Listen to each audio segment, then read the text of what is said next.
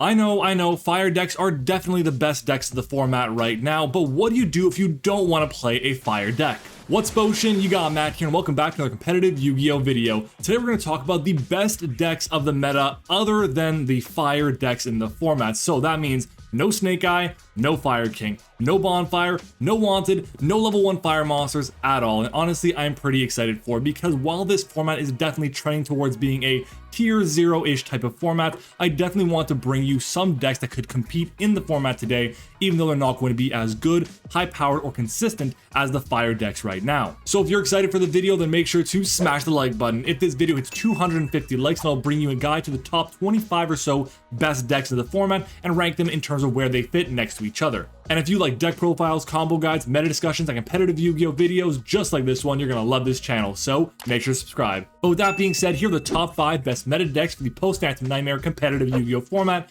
other than fire decks. Let's jump into it. So we're entering into what is going to be basically a tier 0 format, with fire decks being the absolute best in the room by a long shot. Snake Eye, Fire King, and Pure Snake Eye are definitely the two best decks, and right now we have to find ways to be able to play decks that aren't going to be incorporating Wanted, Promethean Princess, Bonfire, the level 1 fire monsters, and so on to be able to beat these decks. And honestly, it's really hard because there aren't too many decks that can actually compete against them at the highest level. But that's where I come in, because today I'm going to show you what the top 5 best decks in the format are that aren't fire decks, and they're going to be able to compete against those strategies pretty consistently. But with that being said, let's jump into our number 5 deck, which is actually going to be a tie between Vanquish Soul and Floowandereeze. Look, these two decks here, I don't mean to start this off with a tie, obviously, but I just could not decide which of these two decks is better because honestly, it comes down to personal preference and the way you want to play the game. These two decks, in my opinion, have an argument for being each the second best shifter deck of the format. Playing Dimension Shifter right now is so incredibly good in the format to deal with the Snake Eyes and Fire King's decks. A lot of their cards require them to be sent to the graveyard to be able to activate or summon or whatever the case might be, so the cost of doing that can't be met if Shifter is live, and that makes it really difficult for them to play. Let's go a bit more in detail about Vanquish Soul first, but Versus is a really solid deck with a pretty concise engine taking advantage of the Vanquish Soul monsters. Obviously the deck kind of shuts down if you can't get access to Raisin because that's what the deck really needs, but it has a ton of different ways to get there, including by playing Kashtira Fenrir with Kashtira Riseheart to be able to have that as a stake your soul target, and of course it plays Rhoda and usually Durandal to be able to search the copy of Raisin as well. But because Jiaolong is seeing play and there are so many fire cards that are good in the strategy, revealing 2 fire monsters with Jiaolong's effect will be able to get the Raisin to their hand directly, which is obviously going to be really nice. The deck is able to recur its resources really well and able to get a ton of card advantage really quickly thanks to the drawing effects of Heavy Borger, the searching of Raisin and Jiaolong, and of course of Madlove, and then Rock recurring the resources from the graveyard is also really nice. And on top of that, what is arguably more important than anything else is the fact that there's going to be Snow Devil, the trap card that came out, and I believe it was 2 sets ago, having access to protection effect, board wipes, damage dealing is all really nice, and it's a searchable way to have that interruption, which is a really difficult card for Snake Eye Fire King to deal with. I also really like it because the deck has so much room for non-engine. It has to play fires, earths, and dark monsters to be able to activate the powerful effects of the Vanquish Soul cards. And I also love that the deck doesn't really need to utilize the extra deck for its main combos. Everything happens in the main deck, which is really nice because you can take advantage of cards like Super Poly and a small package of that, Ultimate Slayer for example, Nadir Servant if you really want to, and of course Pot of Prosperity is still a really nice card to have in the strategy. As for Floowandereeze though, the deck itself is also really strong. It is very heavily reliant on its normal summon, as is Vanquish Soul, but Vanquish Soul at least has some better forms of protection in the form of Borger and Caesar Valius. On the other hand, Floowandereeze does have access to Book of Moon and of course Advent of Adventure to be able to tag out their copies of their little birds to be able to get into their searches and get them to resolve, because a copy of Infinite Impermanence or Effect Failure or even an Ash Blossom at the wrong time can be very problematic for a Floowandereeze player. Floowandereeze is able to do something that Vanquish Soul can't do. It's able to put up negation in the form of Apex Avion and of course going to be an M-Pen. M-Pen making everything go into defense position to activate their effects is really nice, and it means that all the Link monsters can't really do anything, and all these Link monsters are still very powerful. All these things mean that while its engine actually does not care at all about Dimension Shifter, and it can of course play Harpy's Featherstorm, because it loses to so many more hand traps than Vanquish Soul does, I have them on the exact same level, and that's why it comes down to preference. So for me personally, I would rather play Vanquish Soul than I would Floowandereeze, but that's just my personal preference. For you, it might be Floowandereeze, so go for it. At number 4 is going to be Kashtira. This deck is the best Dimension Shifter using deck of the format, and it's pretty clear to me. If you want to argue that Vanquish Soul or Floowandereeze is better, I will not be hearing it. Those decks are a tier below Kashtira in my mind. But the reason why Kashtira is so good is not because it's actually good at using Dimension Shifter. Well, It is good because of that, but because of another reason. The deck has now evolved. The deck has now become into Heat Soul Kashtira, or Kashtira Heat Soul, whatever you want to call it. They utilize Deco Talker Heat Soul to draw additional cards to find powerful hand traps for certain matchups. Cards like Droll and Lockbird,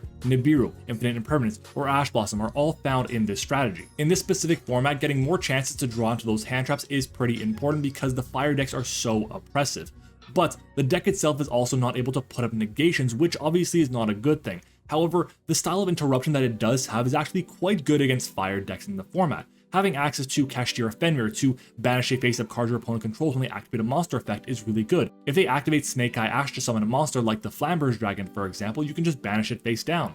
Or if you have Unicorn, you can just banish a copy of, whether it's the IP Masquerena. If they have one copy of Princess, you banish that, or the Amloil, whatever the case might be. There are so many one-ofs in the extra deck for fire decks right now that banishing them with Unicorn can be really nice. And of course, there's also going to be Kashtira Birth. When they activate a spell card, just banish 3 cards from their graveyard. That's so good in the format today because they need the graveyard to recur their resources. The deck is also decently consistent. It's not the most consistent thing in the world, but having access to 3 Unicorn to get you to 3 Theosis, or something like the Pressured Planets, having access to Fenrir to get you the Unicorn, and so on and so forth, having the Birth to get you the normal summons, it makes life a lot easier. But obviously there are going to be some bricky hands. That's why the deck is playing copies of Pot of Prosperity for that consistency, and its extra deck space is a little tighter than you'd like it to be, especially if you're playing the Heat Soul line, because you need the 2 copies of Link Spider, you need the copy of the G-Goal and Crystal Heart. There's a lot of cards required there. But at the end of the day, Kashtira has high upside, it's easily able to OTK, it has nice forms of interruption that aren't negation, and it doesn't destroy anything. It banishes them face down, which makes it impossible for Fire King to recycle them back to their hand, or field, or deck. But let's be honest, our number 4 deck in Kashtira, our number 5 decks in Floowandereeze and Vanquish Soul are really only up this high in the format because they're really good at utilizing Dimension Shifter. The next deck in the format I'm going to be talking about aren't expecting to use Dimension Shifter at all. I also believe that these next 3 decks I'm going to talk about are a step above all the D-Shifter decks I've mentioned already, and the first one we're going to talk about is going to be our number 3 deck, which is Voiceless Voice. So this might surprise a few of you because Voiceless Voice, while it is a very new deck, there's a lot of hype around it. It's being paired with quite a few different strategies, but the most important way to play the deck right now is being played as a pure variant. The deck is able to pretty consistently get out a copy of Skull Guardian for a negate when you pair it with low, and it has protection for it too with a copy of Barrier and Radiance as well. It's an extremely consistent deck thanks to 3 copies of Pot of Prosperity, but of course Pre-Preparation of Rites, Diviner of the Herald, and Saphira, Dragon Queen of the Voiceless Voice. Voiceless Voice does have a harder time playing through an already established board, which makes it a little bit weaker than the other 2 decks I'm going to talk about next, but one of the other reasons why I have it here at number 3 and not higher is because the deck itself does struggle a bit more with some of the powerful hand traps in the format today. It is naturally a weaker deck to Dimension Shifter. It's also a weaker deck to Droll and Lockbird in my mind, but that being said, the deck has a lot of really good upside, and because it doesn't utilize the extra deck too much, it can take advantage of these powerful cards like Super Polymerization, like Nadir Servant for consistency and extra forms of disruption, and of course Ultimate Slayer if need be. It's also one of those types of decks that once the engine is going, it's really hard to stop. It's able to recur its resources very well, and all these powerful cards are really strong too. Something like Skull Guardian gets to 4100 attack when low is on the field or in the graveyard. Having access to that negate is great, and of course having Barrier and Radiance for the protection is really nice too, and it can play a slew of different hand traps in the format as well, while being incredibly consistent. That's really all you can ask for from a deck right now. Sure, it's not going to be as good as the fire decks in the format, but what it can do against all these other decks, against the fire decks, by playing these hand traps, by playing a good amount of non-engine, and by playing a powerful, consistent, and concise engine itself as well, is really all you can ask for in the format today. Our number 2 deck, other than the fire decks this format, is going to be Branded Despia. Now this might be a bit of a surprise to some of you based on what I called Branded Despia a few weeks back, and that's going to be, I called it a rogue deck. I called it rogue, I'm gonna own it, and I still firmly believe that at the time it was rogue, because at that moment, Branded Chimera was performing better, and there were so many other decks that were seeing play.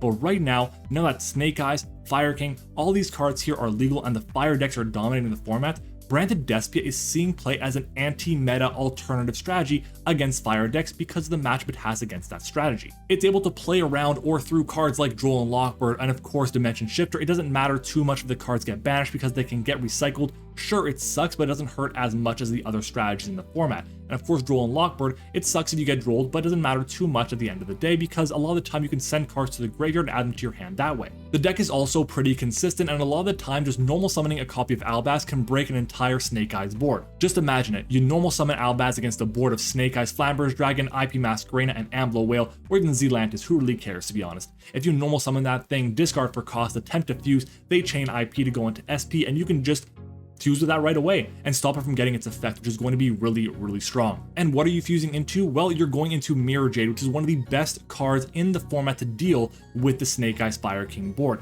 The fact that this card, it banishes without targeting is really nice, so it plays around something like Kieran. It's also able to deal with any of the card effects that would happen in the graveyard. Banishing something like Floowandereeze Dragon is huge, and obviously while the card itself is a once per turn, it is a soft once per turn, and you can easily get 2, maybe even 3 activations of Mirror Jade in one singular turn. Even though Branded has a really large engine compared to other decks in the format to date, and that is technically a weakness of the strategy, it's able to actually play these cards very effectively. Even though it is going to 50 some odd cards, it can easily get to the cards it needs for its starters. There are so many ways it gets access to Branded Fusion to try and win a game. If you can resolve Branded Fusion while having Branded lost up, it makes it very hard for your opponent to actually respond to effects of cards, which is really important too. But our number one deck other than Snake Eyes and Fire King is going to be Labrynth. So I personally believe that Labrynth is a really underrated deck this format and is quite good right now. The reason why is because the deck itself is an amazing combo deck right now. Yes, I said combo deck for Labrynth. It's a trap deck and a combo deck at the same time, and that's because of transaction rollback, the cards like the furniture cards, and of course the interaction that cards like Ariana has with Lady Labrynth.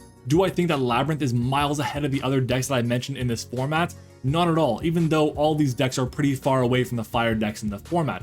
Labrynth is just the deck itself that in my mind has the best time dealing with the fire decks and the other decks that I mentioned already while playing around some of the most common hand traps in the game today, like Droll and Lockbird and Dimension Shifter. It's also easily able to play around something like Nibiru the Primal Being because it barely summons out more than 2 or 3 monsters in a given turn. The deck is also easily able to incorporate powerful Silver Bullet cards against the Fire King and Snake Eye strategies. Think of cards like Different Dimension Ground, Mudora and Keldo, the 2 Ishizu Shufflers, and of course EEV. All these cards are really good against that strategy, and they definitely don't want to face off against Labrynth, going full bore with its powerful combo and recursion and having access to those Silver Bullet cards. So other than the fire decks, my top 5 are going to be Floowandereeze and Vanquish Soul tied for 5th place, with Kashtira coming in 4th, followed by Voiceless Voice, Branded, and then Labrynth. Now, if you guys want to know, my next the 2 best decks in the format are going to be Snake Eyes and Fire King. Snake Eyes, in my mind, Snake Eyes, pure Snake Eyes, is the better deck of the 2 of them right now. It doesn't lose to as much of the same cards, and it doesn't lose to some of these more tech cards like Super Polymerization as bad as Snake Eye Fire King does,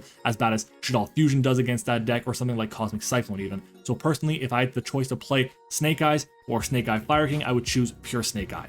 And that's gonna wrap it up for today's video. If you guys enjoyed the video, then make sure to let me know by leaving a like on the video. Remember, if we hit 250 likes, then I'll bring you a guide to the top 25 or so best meta decks and put them in a tier list for you as well. Make sure to follow me on Twitter and join the Discord server. Both are linked down in the description. And of course, if you haven't already, subscribe to the channel as well to help us reach our new goal of 10,000 subscribers. I do want to thank you guys so much. We hit our next milestone, which was 7,500. We couldn't have done it without you guys, so thank you so much for that. But thank you for watching. I hope you enjoyed it, and I'll see you all next time.